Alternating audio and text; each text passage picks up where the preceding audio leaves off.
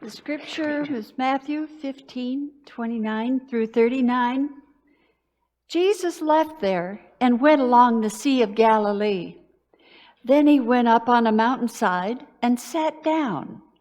Great crowds came to him, bringing the lame, the blind, the crippled, the mute, and many others, and laid them at his feet, and he healed them.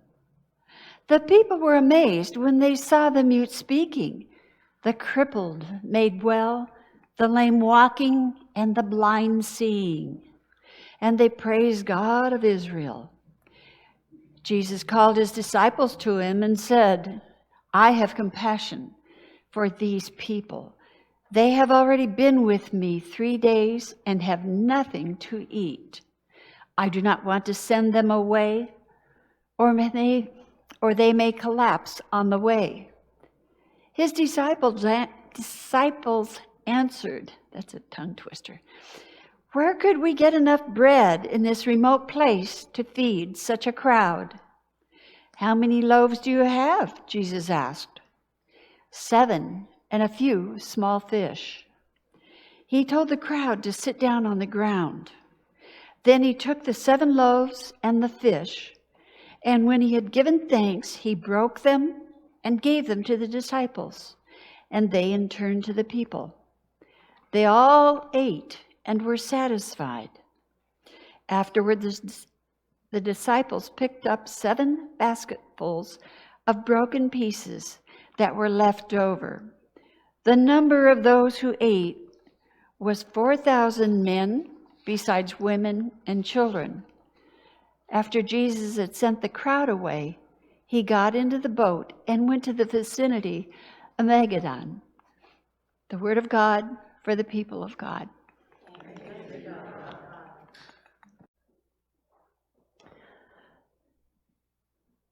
I have found that within the 21st century mainline churches, we have a bit of skepticism. I find myself very comfortable in that space because I am a 21st century skeptic. So I'm okay here. But what I've seen is that when it comes to the miracle stories in the gospel, a lot of us sort of have a barrier there. Anybody? It's time for confession. It's okay, right? Part of being in church together is giving witness to the things that are good and to the things that are hard, that we can know I'm not alone. When I come to a story like this and I'm like, wait a minute, that I'm not the only one who questions and wonders. It's okay to question and wonder. And sometimes in our questioning and our wondering, we look at this story and we start to pick it apart. Or any of the miracle stories, right? Because if it fails to stand up to the test, if it fails to sort of pass muster, then we can sort of sidestep over it and we're going to be okay. Right? Well, that's just too far-fetched. It doesn't add up. It doesn't make sense. So then when I skip over it, I'm not unfaithful. It's logical. That's how it goes. And so we look at a story like this where it says they fed 4,000 men plus women and children from 7 loaves and 2 fish. I mean, really? Right? Really? Did they feed that many people from that little? It doesn't make sense that it would go all the way around. Maybe these few or maybe those, but really, and if we sort of expand the story, if we look deeper in the gospel, within Matthew, there's actually 2 of these stories. Some of you may even call to mind the title of that other one first, the feeding of the 5,000. This said 4. Did you notice that? They're not the same story. They're actually duplicated. Chapter 14 has the story of the 5,000 where they used 5 loaves of bread and 2 fish. And now in chapter 15, we have 4,000 that has 7 loaves of fish, or 7 loaves of bread and 2 fish. And so we start to sort of pick, well, why really it happened twice? Maybe they just told the same story with a little bit of difference. Was it really that? We start to pick it apart so that we don't have to reckon with our own doubts about God's ability to do miracles, not just then, but also now. I'm going to encourage us to sort of push beyond those barriers, hopefully at least a little bit today. So when I think about all of the questions that I have, when I think about the things that feel far from believable, I have to go back to the very basic step, which is that those who were telling this story had no thought of us in the 21st century trying to make historical or scientific sense of this. Were they really, well, piece one, number one, here's a chunk, number two. Well, actually, you didn't count because you're female, so you're number one, right? And you're number two, and you're number three, right? And we've got number four there, and number five, and number six. Number 399 right here. We've got 3,572 right here. Right? Nobody was doing that. They weren't trying to report to us. They weren't trying to make it make sense for us. They were living in the story. And what I can imagine happened is that Simon Peter and James and John and Matthew took this bread and went, really? I mean, they were all ready to send these people marching on their way. Go figure it out for yourselves. And Jesus was like, no, we got a little bit. We can make it work. Okay, here we are with this guy again. But this guy who happens to be the guy, so we try it. And I can imagine they started handing out a little bit of bread, and maybe they kept count for a little bit. Maybe around 30 or 40, you sort of lose count. Who's counting anymore? But I know I went a lot past that. Well, so did he, and so did he, and so did he. And so when we come back to tell the story, how many was it? I don't know, but I lost count. So instead of saying 4,000 or 5,000, maybe we could read the story to say countless. Jesus fed countless men, countless women, countless children, more than we could even count because there were more than that. And maybe if we take that step and we can step away from sort of the precision of how many exactly was it, that's not the point. The point is that there was a miracle that involved food and feeding people who were hungry, and it went beyond measure. The point is that as they were breaking bread and giving out pieces of fish, they never got to a point where it was like, sorry for you 12, because we're out, right? There was more than enough. And even for the one who came back and said, can I have seconds? I'm still hungry. There was more than enough. That's the point of the story. But this story isn't actually just about food. It's not just about bread. It's not just about fish. It's about miracles in general. And that comes in what's told to us at the very beginning, verses 30 and 31. Great crowds came to Jesus, bringing the lame, the blind, the crippled, the mute, and many others, and laid them at his feet, and he healed them. They were amazed when they saw the mute speaking, the crippled made well, the lame walking, and the blind seeing. This is the story of many miracles, which for some of us makes it easier and some of us makes it harder, right? I have to believe in more miracles and recovery of sight to the blind and the lame were able to walk. God was able to do even more than just make some bread go around. What do we do with that? Well, some of us are very mindful to box it and shelf it in first century possibilities. Anybody? Full confession, communion's next, it's okay, right? Because we haven't seen this kind of thing happen. What we see is world hunger. What we see is people who are hurting. What we feel in our bodies is chronic pain. What we know is when we go back for answers and more tests and more things, and we're still waiting for God to show up in our story. We can give witness not just to our doubts, but we can give witness to our heartaches, to our disappointments. How many of us have prayed for a miracle and never saw an answer? We need to know we're not the only ones. We've prayed. We've read the scriptures. We've been faithful. We've done all the things that we see here, and we haven't seen the answers that we've coveted. And you know what? I imagine that the people that are in this story have done the same.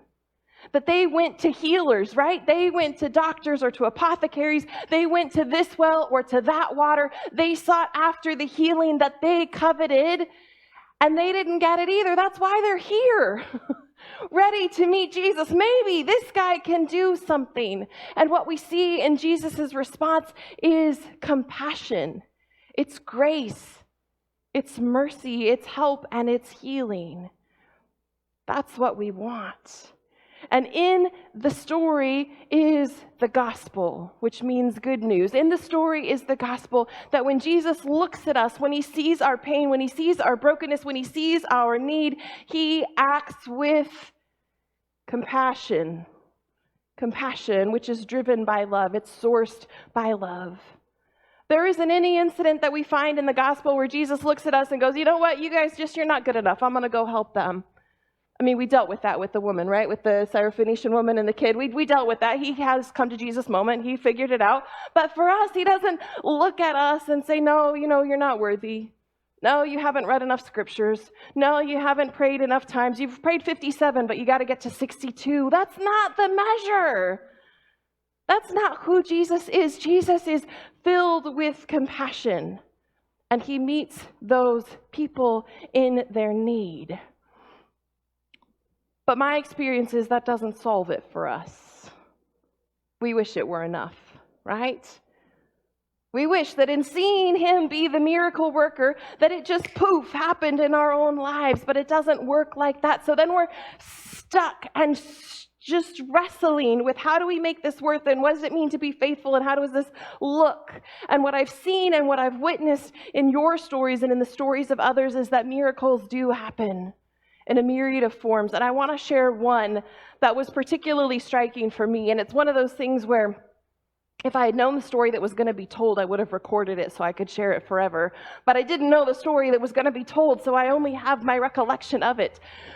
But in 2019, I led a mission team down to Puerto Rico after Hurricane Maria. And part of our work was being with people, sitting with people, breaking bread together, sharing meals together, listening to their stories. And we heard stories about the failures of the infrastructure in the U.S. government in responding to Puerto Rico as a territory. It's a whole other discussion and a whole other sermon. But what we heard was they had no running water for 6 months. Folks who didn't have any running water for 9 months.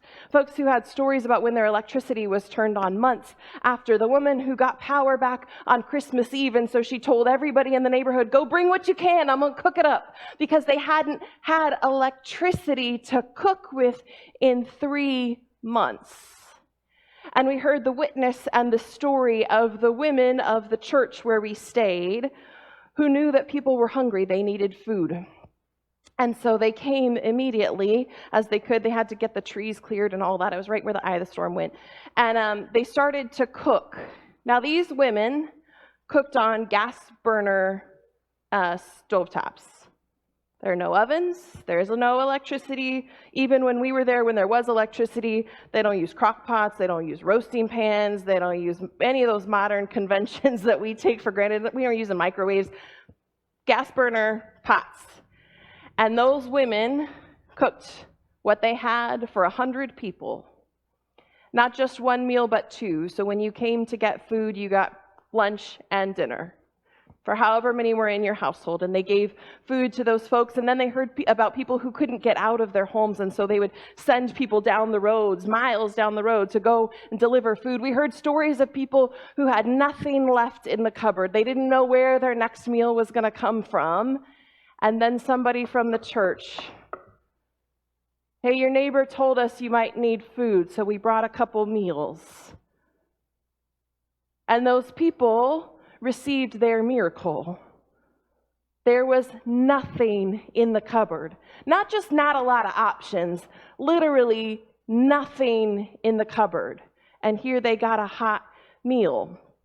Well, as these women continued to work, they cooked for months. They would take shifts, so like a week at a time, different teams were cooking. And for these people, they would start at 3:30 or 4 in the morning. Cook for hours on these gas burners so that people would have something to eat. There's a miracle in those stories. There's a miracle in those meals.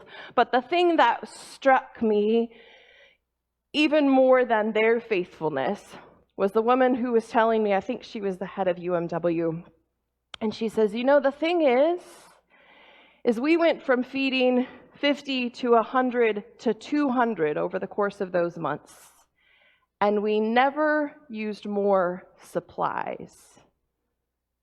So the bag of rice that would serve 50 on the first day served 200 on the last. Tell me how that works. And it wasn't because they were just portioning less and less and less. They still wanted people to get full. They still wanted to fill their bellies. They still offered 2 meals, and somehow that one bag of rice that fed 50 on the first day fed 200 on the last. You tell me how that happened. Jesus made it possible. I mean, this is 21st century, 2019 in Puerto Rico. And some of you are like, I'm still not there, Pastor Debbie. I get it.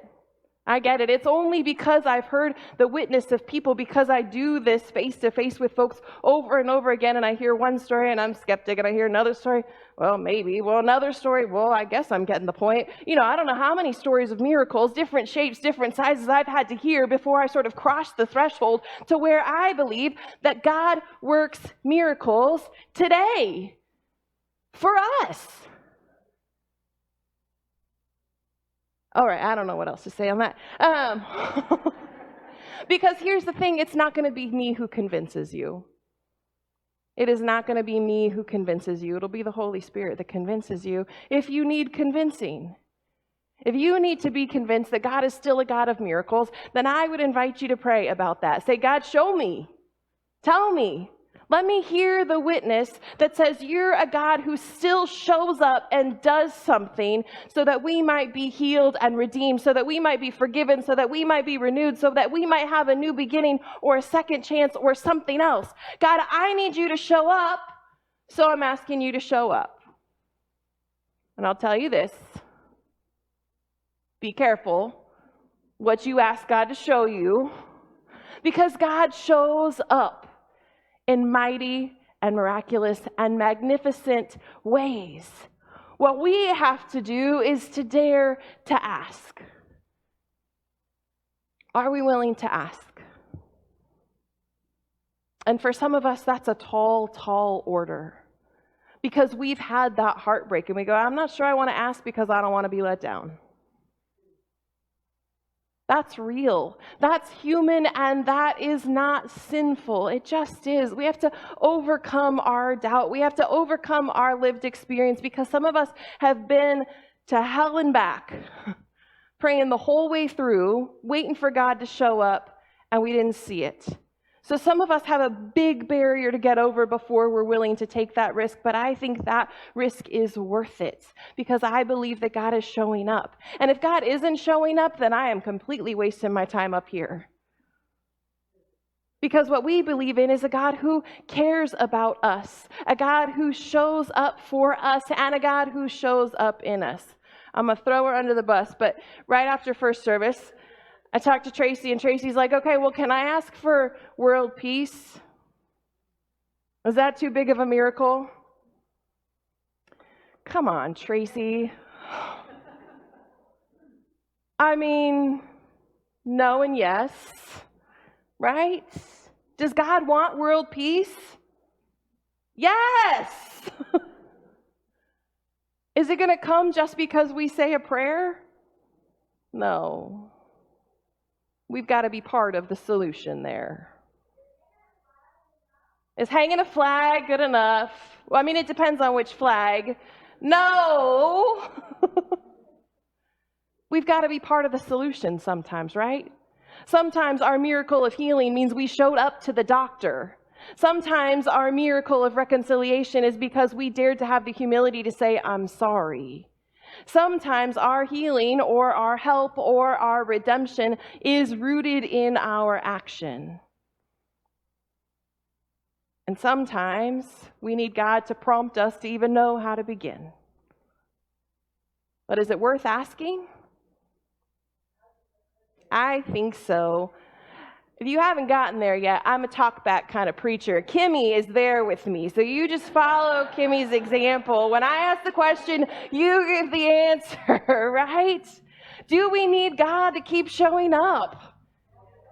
Yes. I don't have an answer for world peace. I sure hope God's got that in the works and is willing to work through us if we're willing to be part of the solution. I don't have an answer for every brokenness in this world, but I believe that God can help us get to a place of healing, a place of justice, a place of reconciliation, a place of renewal and redemption.